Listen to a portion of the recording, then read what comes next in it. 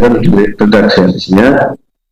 Bismillahirrahmanirrahim. Qala al-mu'allif rahimahullah, berkata penulis kitab ini Al-Imam Al-Hafidh Ibnu Hajar Al-Asqalani rahimahullahu ta'ala rahmatan wasi'an wa nafa'ana bi'ulumihi fid dunya wal akhirah. Allahumma amin.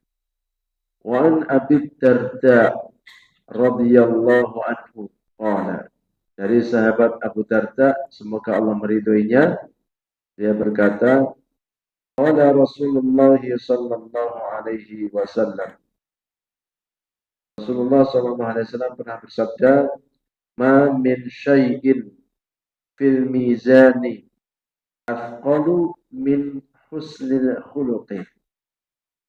Tidak ada sesuatu pun yang lebih berat di dalam al-mizan atau timbangan akhirat selain akhlak yang mulia. Akhrajahu Abu Dawud wa Tirmidzi wa sahhahahu. Hadis ini diriwayatkan oleh Al-Imam Abu Dawud dan juga Al-Imam At-Tirmidzi, dan Al-Imam At-Tirmidzi mensahihkannya. Ya, di sini sahih riwayat Abu Dawud dan Tirmidzi. Baik, jemaah sekalian yang dimuliakan Allah, ini hadis ini memotivasi kita kembali untuk menyemangati diri kita agar kita lebih bersemangat untuk mempelajari ilmu Islam yang berkenaan dengan adab dan akhlak. Ya.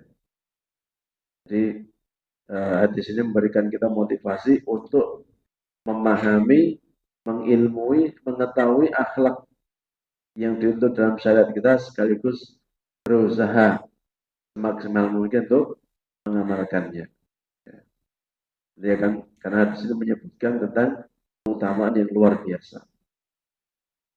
Jemaah sekalian rahimakumullah, hadis yang tadi kami bacakan, kita baca, menunjukkan bahwa akhlak yang baik itu merupakan amalan yang sangat-sangat agung. Jadi ketika seluruh amal manusia ditimbang pada hari kiamat, tidak ada amalan sunnah maupun kebiasaan sehari-hari yang lebih berat nilainya daripada akhlak yang mulia. Ini kita tentunya wajib mengimani tentang perkara-perkara hari akhir, hari kebangkitan. Bahwa di antara peristiwa yang akan dilalui manusia di hari akhir nanti adalah hari pertimbangan amal. Ya, hari pertimbangan amal. Jadi dari akhir nanti manusia dikumpulkan menerima buku catatannya. Nah, ini ulama berbeda pendapat yang ditimbang apanya. Apakah yang ditimbang amalnya? Apakah yang ditimbang buku catatannya? Apakah yang ditimbang orangnya? Yang jelas ini kebaikannya, orang dengan kebaikannya. Sekaligus ini menunjukkan, hadis ini menunjukkan, sekali lagi dan berulang-ulang saya sampaikan untuk juga memotivasi diri saya dan kita semua, bahwa agama yang mulia ini, agama Islam yang kita anut ini, hidayah dari Allah SWT, bukan agama yang semata-mata hanya urusan ritual saja.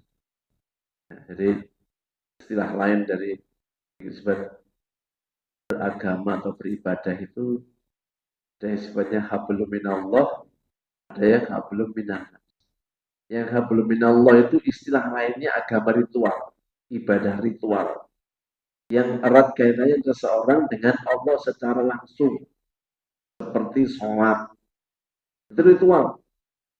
Kalau kita sholat, seakan-akan orang lain tidak merasakan manfaat secara langsung dari sholat kita, dan juga tidak dirugikan. Orang sholat, orang yang berpuasa, orang yang zikir, seseorang baca sholawat, Orang yang muhasabah, bertobat, istighfar, itu ibadah, contoh-contoh ibadah ritual. Pada yang kaitannya antara kita dengan Allah Subhanahu wa Ta'ala. Nah, karena apa? Ada ibadah yang sifatnya hablum minan nas. Dan itu juga merupakan kebaikan. Ya, sesuatu yang memang ditimbang bagian dari ibadah. Hablum minan nas atau ibadah ghairu mahdoh atau juga ibadah horizontal. Orang matematika, orang basic matematika, ibadah ya ada yang vertikal dan horizontal. Kalau yang ngomong begitu mungkin dia nilai matematikanya dulu 10. Ya. Baik. Jadi sholat, puasa, haji, ibadah secara umum apa? Vertikal. Ya.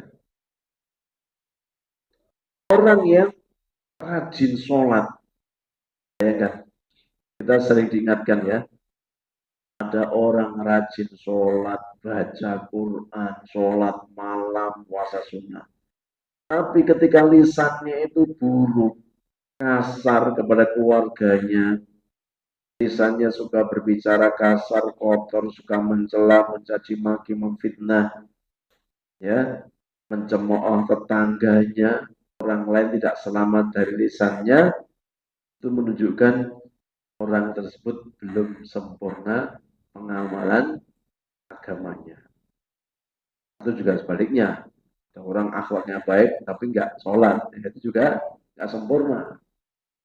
Nah, ada orang itu punya prinsip begitu, nggak sholat, nggak apa, yang penting nggak melarang uang. Sebenarnya itu pincang juga. Namanya orang sholat tapi nggak suka lisannya kasar, berbuat dolim, nah itu juga sama. Karena harus dua-duanya, ya, dua-duanya harus sempurna kita, ya. Jadi ini semakin menguatkan kepada kita. Mari kita mengoreksi diri kita. Kalau kita alhamdulillah sampai hari ini sholat lima waktu dikerjakan, alhamdulillah berjamaah, nggak pernah tertinggal, nggak pernah terlambat, alhamdulillah. Tapi kemudian jangan lupa kita mengoreksi, mengevaluasi akhlak dan moral kita. Bagaimana orang-orang di sekitar kita, keluarga kita, kerabat, tangga, ya, teman kerja, dan seterusnya. Apakah mereka selamat dari gangguan kita, lisan kita, tangan kita atau tidak? Kalau sampai ada orang merasa dirugikan dengan kehadiran kita patut khawatir. Itu adalah indikator, indikasi parameter agama kita belum sempurna. Kemudian, jamaah sekalian, apa yang dimaksud dengan mizan? Tadi kata Nabi SAW, min syai'in fil mizan. Mizan itu timbangan. Allah Subhanahu wa taala berfirman dalam surat Al-Anbiya ayat 47, "Wa nad'ul mawazin al-qista li yaumil qiyamah." Dan kami akan memasang timbangan-timbangan yang adil pada hari kiamat. Para ulama ahli sunnah wal jamaah meyakini bahwa mizan itu timbangan yang hakiki. Memiliki dua daun timbangan. Besok akan ada timbangan memiliki dua daun timbangan. Tapi persisnya bentuknya seperti apa, ukurannya berapa, kita tidak boleh. Tapi benar-benar bendanya itu ada untuk menimbang amal yang baik atau amal yang buruk. Dan itu dikuatkan dengan dalil-dalil yang lain di Al-Quran maupun As-Sunnah. Di antaranya surat Al-Qari'ah. Faman taqulat mawazinuhu faulaika hum khairul, gimana?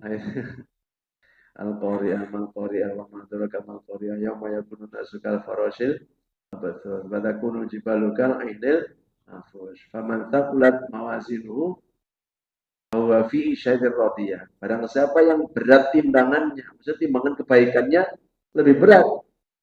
Ya. Bahwa fi syai'ir radiyah. Dia akan hidup di akhirat dalam kehidupan yang dia sukai. Dari itu dia senang, dia puas. Man khaffat, timbangannya kok enteng, kalah sama keburukannya. Man khaffat mawazinu faulaika apa? Faman thaqulat mawazinu fa huwa fi 'ishatir radiyah. Wa man khaffat mawazinu fa ummuhu hawiyah. Maka tempat kembalinya adalah neraka hawiyah. Nauzubillahi min.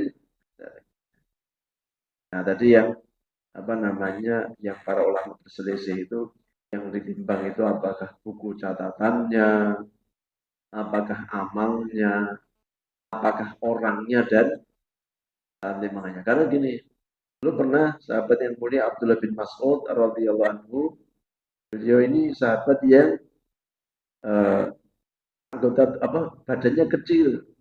Ketika manjat pohon, ada angin, sarungnya tersingkat, kelihatan betisnya yang kecil. Kemudian beberapa orang di bawah itu menertawakan. Oh, betisnya kecil. Kemudian Nabi SAW marah. Ya. Beliau marah ketika ada sahabatnya yang dicaci maki dicemooh, beliau marah. Kemudian beliau mengatakan apa? Sesungguhnya kira-kira begini. Betisnya Abdullah bin Mas'ud besok di hari kiamat lebih berat daripada gunung Uhud. Kira-kira. Itu ulama yang berpendapat bahwa yang ditimbang adalah orangnya sekaligus amalnya. Tapi intinya tentu setiap kita orang beriman berharap kita termasuk orang-orang yang timbangan kebaikannya berat.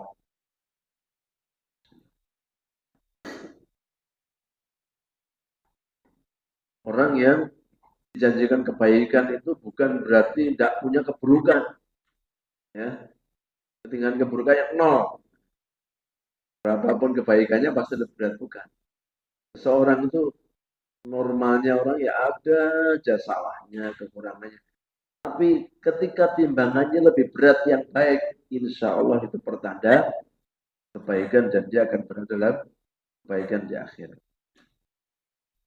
Nah, sekarang pertanyaan, kenapa akhlak yang namanya akhlak itu begitu berat timbangannya? Nah, ibadah besar, sholat, haji, puasa, yang timbangannya berat. Tapi akhlak pun juga memiliki timbangan yang berat, yang tidak boleh kita remehkan. Karena sama sekalian, di antara contoh orang yang berakhlak itu orang yang sabar, pemaaf, rendah hati, penyayang, tidak pendendam, tawadu, lemah lembut. Itu berarti itu orang yang dia telah berhasil menundukkan hawa nafsunya. Nah, hawa nafsu manusia itu ya pengennya terburu-buru, susah memaafkan. Hawa nafsu manusia itu pengennya sombong. Apapun yang dia merasa lebih dari orang lain, pengennya dia sombongkan, orang lain tahu. Ya. Kalau disakiti, pengennya balas dendam. Nah, kalau orang bisa melawan itu semua, dia telah menundukkan hawa nafsu. Sementara orang yang berhasil menundukkan hawa nafsu, dia telah melakukan amal yang besar. Bahkan jihad terbesar orang beriman, jihad menundukkan hawa nafsu. Kemudian para ulama perkataan para ulama. Al-Imam At-Tibi rahimahullah mengatakan, husnul khuluqi huwa bastul wajhi wa badul ma'rufi wa kaful adha wa ihtimal adha. Akhlak yang baik itu adalah wajah yang berseri-seri, suka berbuat baik, menahan diri dari menyakiti orang lain, dan sebaiknya bersabar atas gangguan mereka. Ini pernah kita bahas ya.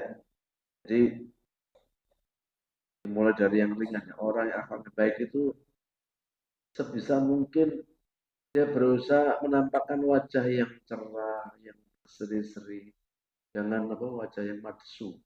Ya. Orang boleh kita sedih punya masalah, tapi berusaha ketemu orang, kalau bisa orang tidak tahu masalah kita. Akan-akan orang memandang kita ini orang nggak pernah punya masalah. Gitu. Bukan karena nggak punya masalah, tapi kita mampu menyembunyikan masalah. Ya. Jangan sebaliknya, orang itu mencucu, madesu, padahal barulah duit tetap mencucu. Setiap ketemu orang kok nggak kenal,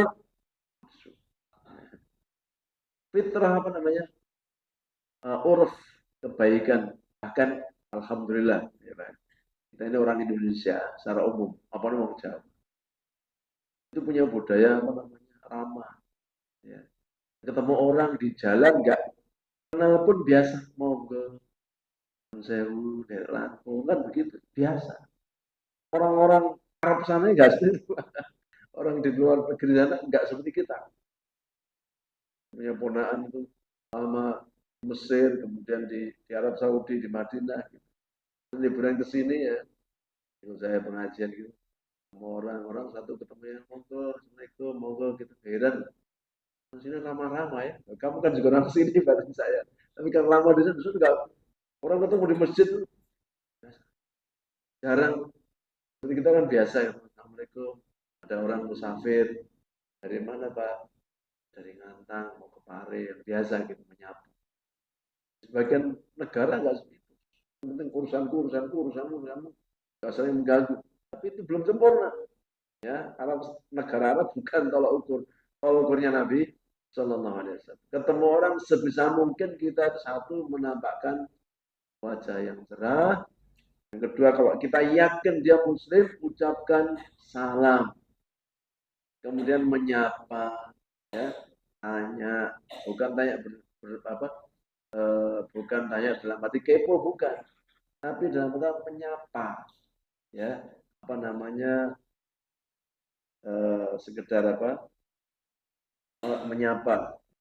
Dari mana Pak? Ya, itu akhlak yang baik. Imam Ibnu Qayyim rahimahullah mengatakan Nabi SAW mengumpulkan seluruh akhlak mulia setidaknya ke dalam 4 hal yang pokok. Kesabaran, ifah, ya, menjaga kehormatan diri, kemudian keberanian atau syaja'ah, wal adlu, orang yang adil. Jadi kita bicara akhlak apapun kembali kepada 4 itu. Sabar, menjaga kemuliaan atau ifah ya, kemudian keberanian dan juga keadilan. Imam Ibnu Rajab Al-Hambali rahimahullah mengatakan husnul khuluqi min afdali a'malil birri wa huwa sababun li mahabbatillahi wa mahabbati ibadihi. Akhlak yang baik termasuk amal kebajikan yang paling utama dan menjadi sebab datangnya kecintaan Allah dan juga kecintaan manusia. Jadi akhlak yang baik itu mendatangkan dua cinta sekaligus. Kecintaan Allah dan kecintaan sama manusia. Al-Imam An-Nawawi rahimahullah mengatakan akhlak yang baik adalah mampu menanggung gangguan orang lain. Maksudnya mampu menahan diri, bersabar atas gangguan orang lain, meninggalkan amarah, wajah yang ceria, sikap ramah, dan juga kelembutan. Itu pernah apa namanya kita bahas ya. Kalau ini kalimat-kalimat para ulama kita ringkas itu ya. Orang yang berakhlak ini pernah kita bahas berapa tahun yang lalu. Seorang dikatakan berakhlak itu kalau satu, dia selalu mengupayakan kebaikan untuk orang lain. Dia bertemu orang, dia berusaha memberikan kebaikan. Sapaan, senyuman, wajah yang ramah, pertolongan, bantuan, empati. Pokoknya dia berusaha memberikan kebaikan kepada orang lain sebanyak-banyaknya. Entah keluarganya, tetangganya, tamunya, pimpinannya, mungkin juga pembantunya. Dia berusaha memberikan yang terbaik. Yang kedua, dia menahan diri untuk tidak berbuat hal-hal yang merugikan orang lain, membuat orang lain sedih. Dia berusaha berbuat kebaikan. Dan yang kedua, menahan diri untuk tidak melakukan perkara-perkara yang bisa membuat orang lain sedih, marah, jengkel, kesel. Coba misalnya ya, ini kita apa namanya satu jamaah masjid begitu Pak. Terus ada seseorang melaporkan kepada kita. Ya. Yang satu melaporkan, kemarin Pak Pak Fulan itu ya, itu ngerasani sampean. Seminggu yang lalu juga ngerasain sampean. Pasti kita nggak suka sama orang itu. Ya, kita ada laporan, ada si A, si B ngerasani kita. Ya, pasti kita tidak suka. Coba kalau sebaliknya, ada kita lagi ngobrol, ini ada satu jamaah di sini nih, masya Allah. Saya bergaul dengan orang itu mau sebentar, mau lama, mau berhari-hari, orang itu tidak pernah komentar orang lain. Nah, pasti orang itu senang. Ya sama, saya juga gitu. Setiap ketemu sama tidak pernah bahas orang lain. Nah gitu, pasti ada empati kita, rasa senang.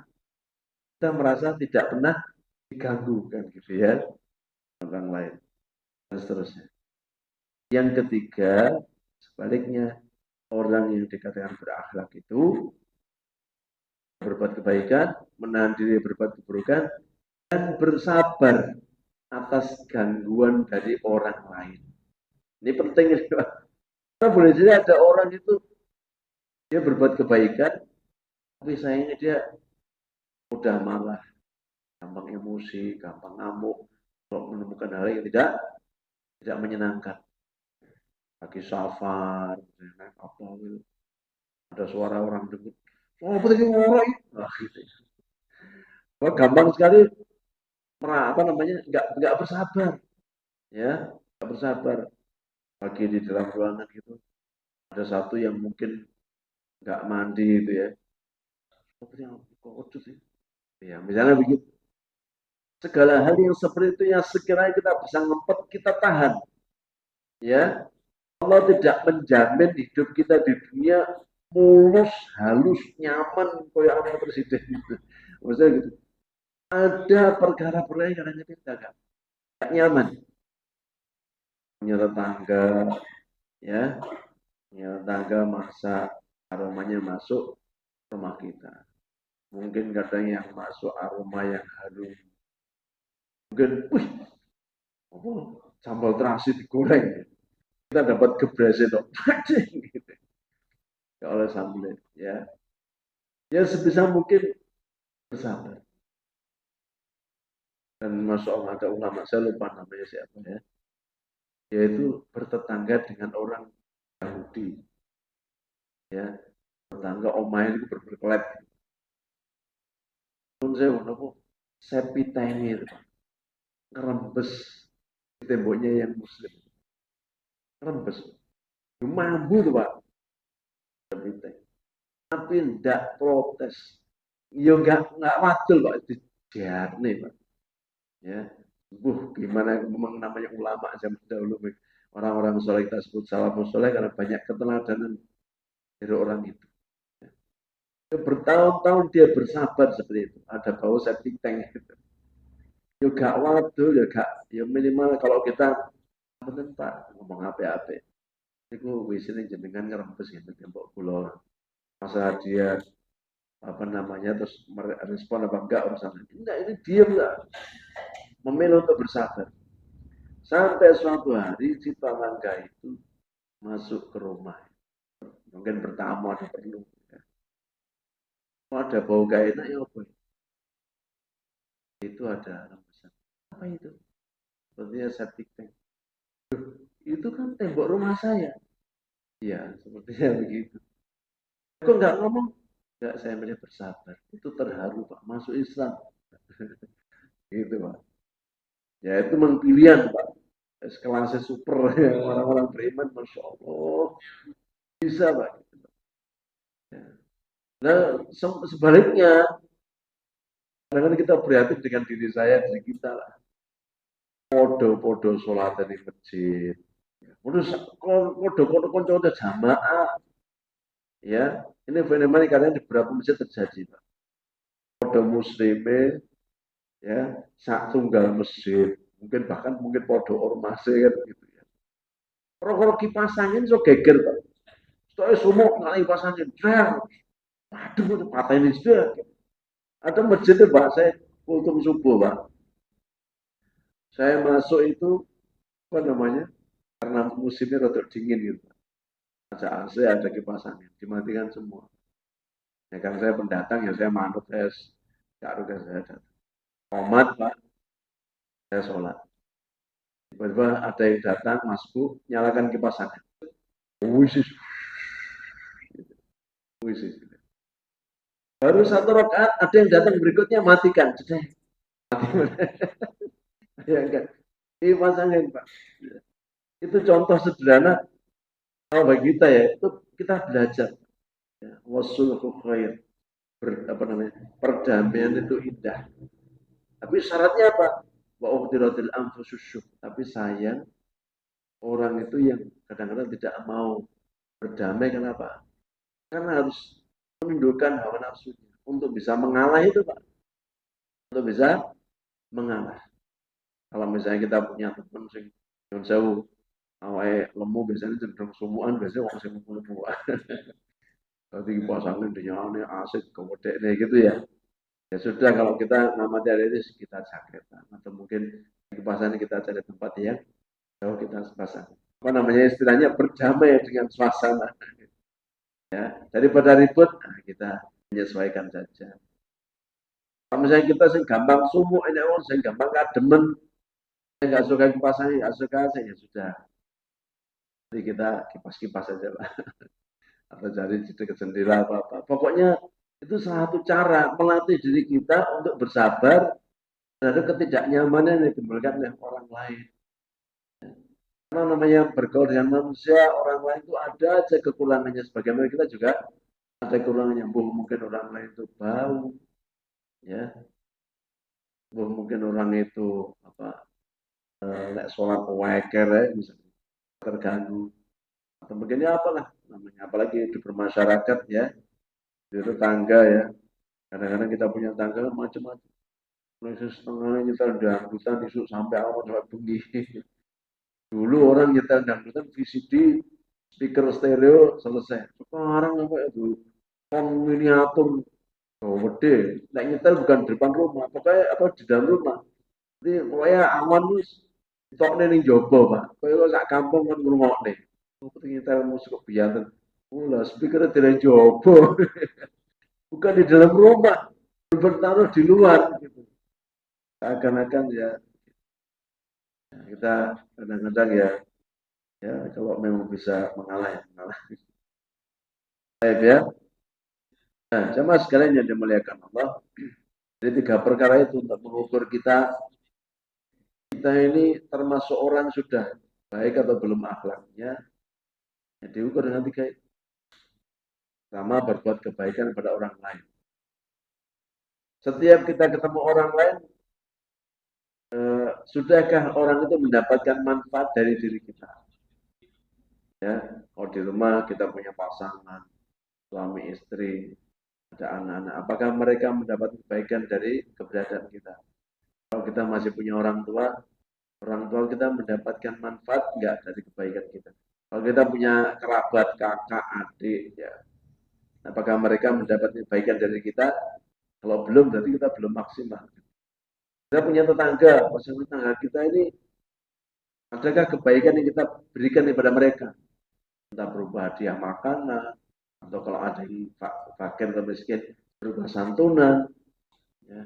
Apakah bantuan-bantuan yang lain atau sekedar hadiah-hadiah ringan, jajan atau berbagi masakan, karena itu yang diajarkan oleh Nabi Shallallahu Alaihi Wasallam. Kalau ukurnya begitu, kebaikan-kebaikan yang bisa kita berikan kepada orang lain. Yang kedua, menahan diri dari keburukan.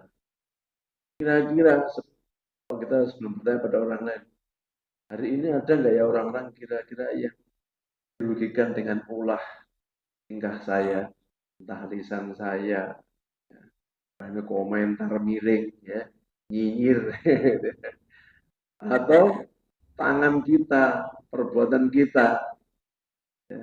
Kita punya tetangga, tetangganya kira-kira terganggu nggak dengan pola tingkah kita, ya, gitu. Yang tinggal biasanya kalau tinggal di perumahan itu problemnya kalau perumahannya sempit ya, parkir mobil sembarangan, ya, gitu ya.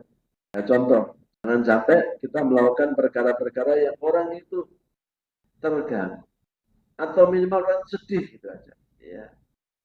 Kalau bisa kita membahagiakan orang, jangan sampai ada orang sedih gara-gara ulah tingkah kita. Mentok-mentoknya kalau dalam fase latihan ini, kalau kita belum bisa berbuat baik kepada orang, minimal jangan mengganggu. Jangan mengganggu, jangan menganiaya, jangan mengejek, mengolok-olok atau gibahin orang. Ya.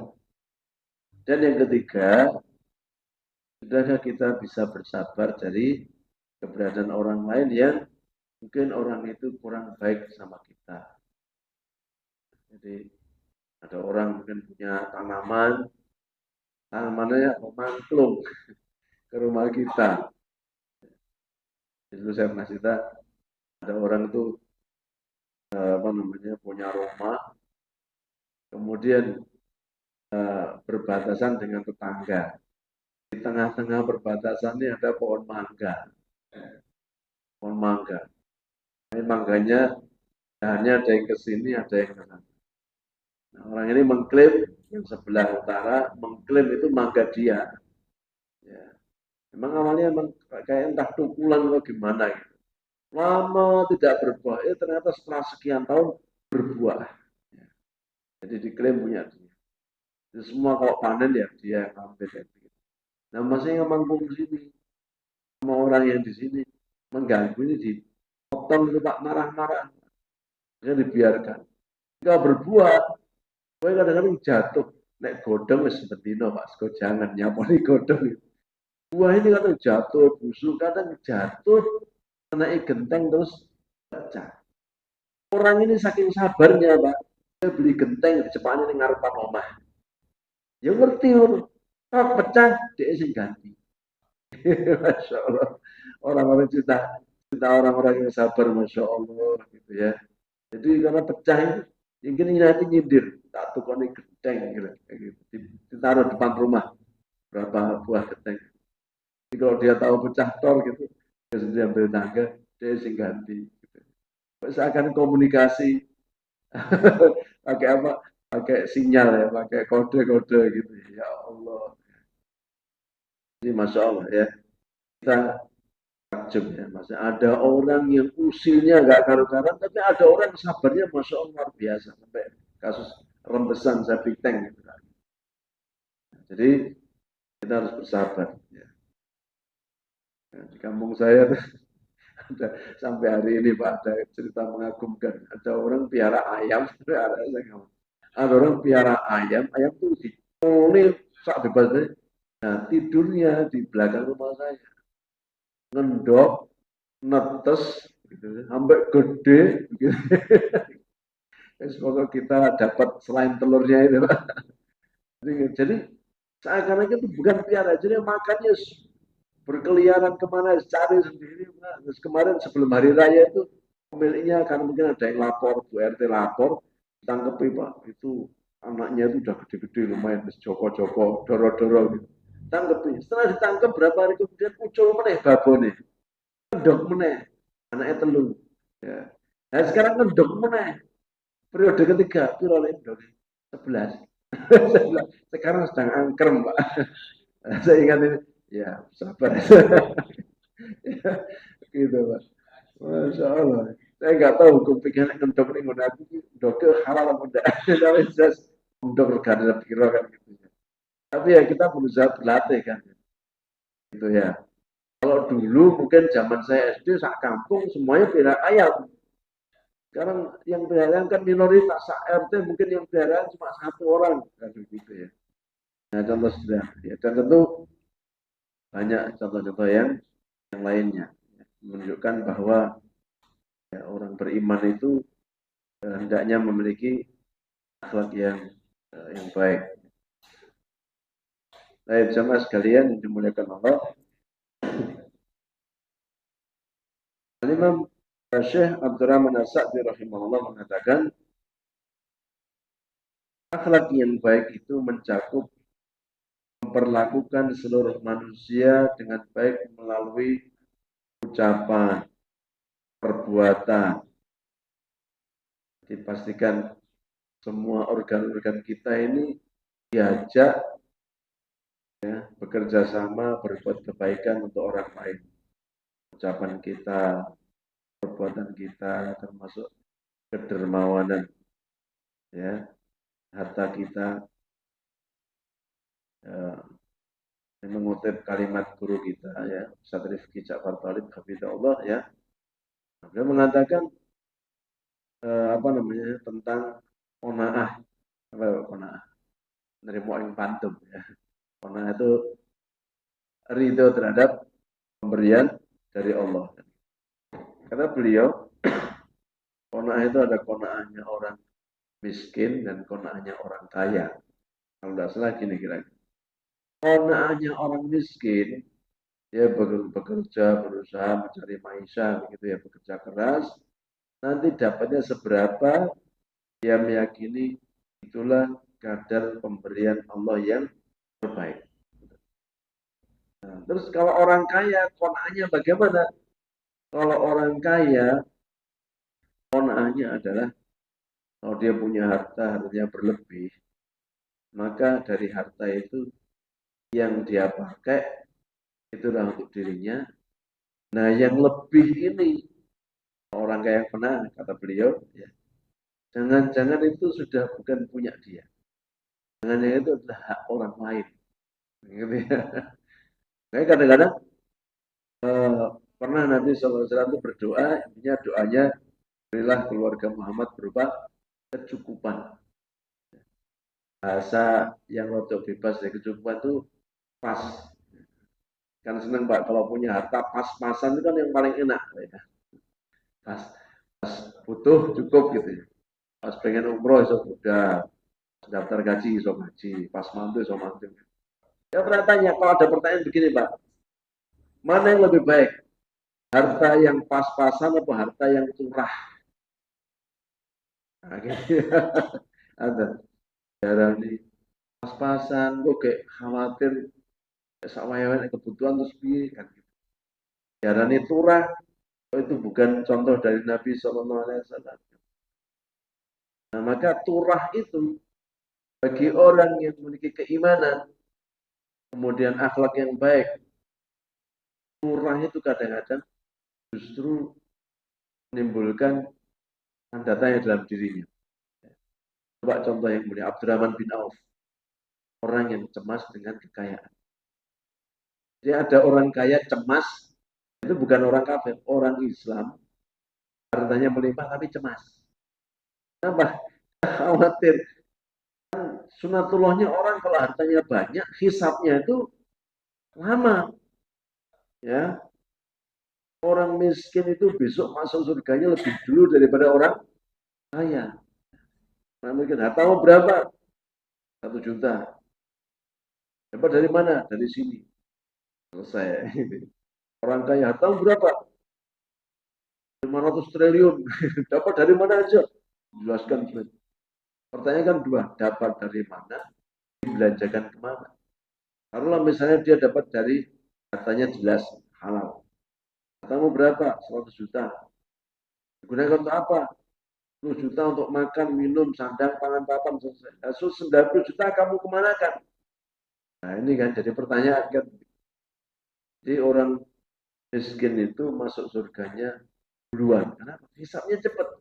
Orang kaya hisapnya lama. Nah, pilih mana Pak?